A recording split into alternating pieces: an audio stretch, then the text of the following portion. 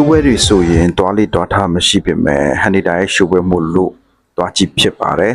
rock ရှိုးပွဲဖြစ်တဲ့အလျောက် jacket လေးတစ်ထပ်လုံးမယ်ပြီးလို့ရှိရင် boost အရှိလေးတရံနဲ့ပေါ့နော်မရှိမဖြစ်နိုင်လေးတစ်လုံးလုံးမယ်ခုတ်ကို original ပေါင်းပြီးလေးဝတ်ထားလိုက်တယ်လို့ဆိုရင်တော့ fashion ကြပြီလို့မြင်မိပါတယ် okay let's rock ရောက်တာနဲ့စတော့ပါတယ်ဘာအကောင်လေးကလာကိုတို့ဗီဒီယိုရိုက်ပြီးမယ်ဆိုလို့ရိုက်ခံလိုက်ပါတယ်ဝါ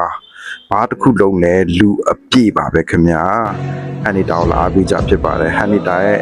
ဦးမခအိမ်မခရမ်းပြတစ်ချင်းကနေစပြီးပြထားပေးပါကျွန်တော် linkin pad တို့ကိုကြိုက်လို့လားမသိဘူးပေါ့နော်ဟန်နီတာရဲ့တချို့ဆိုပုံဆိုပေါက်တဲ့အဲ့ type process တွားတယ်ပေါ့နော်အဲကြောင့်တော်တော်ကြိုက်ပါကျွန်တော်ကိုယ်တိုင်လည်းဒီပွဲမှာ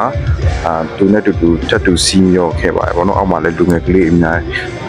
သူကောင်တီတီညက်ညက်ကလေးနဲ့ share all နိုင်တဲ့ဒီဘဲကလေတော်တော်မိုက်တယ်